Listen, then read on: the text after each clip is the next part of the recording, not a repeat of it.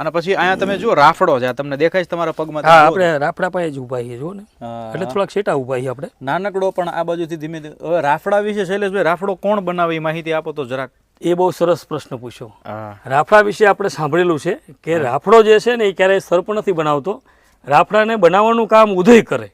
ઉદય? હા, એને બનાવે ઉદય, અને એની અંદર રે સાપ છે, પછી કાચી ડોલા છે, ઉંદર છે, પછી આવા જે સરીસૃપ જે ખાસ કરીને જે દરમાં રહેતા હોય ને એ જીવ બધા જે છે ને એ આ રાફડામાં રહેતા હોય છે. હા દોસ્તો, આવી જગ્યાએ આવો ત્યારે ખાસ ધ્યાન રાખવું, કેમ કે જો આ પોલાણ છે, હવે અહીંયા ક્યારે મણિધર ક્યારે આવીને બેઠો હોય તમને ખબર ન પડે. અને આ તો વરખડીનું વૃક્ષ છે, આવા પોલાણ અને આ વૃક્ષ સાપને બહુ ગમે.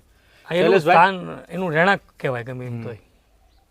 વિશેષપણે કંઈક જણાવો આપણા દર્શક મિત્રોને. દર્શકો મિત્રોને આપણે વિશેષપણે એક જ વાત જણાવીશું કે તમારી આજુબાજુમાં પણ આવા કોઈ પ્રાચીન જૂનવાણી સ્મારકો આવેલા હોય, વાવ છે, કુવા છે, જે ખરેખર દર્શનીય હોય અને જેની કંઈક ને કંઈક આમ વિશેષતા હોય, એને જરૂર તમે જે છે સોશિયલ મીડિયામાં, ફેસબુક છે કે આવું કંઈ હોય એની અંદર કોઈના ફોટો છે, એક બે શબ્દની નાની એવી કહાની પણ મૂકો તો જેથી કરીને એ ઉજાગર થાય, લોકોને સામે આવે કે ભાઈ આવા આવા સ્થાનો જે છે એ આપણી ગુજરાત અને ખાસ કરીને ભારત ભૂમિમાં આવેલા છે ને. આપણે આ વિડીયોને અહીંયા જ કરીએ છીએ પૂર્ણ.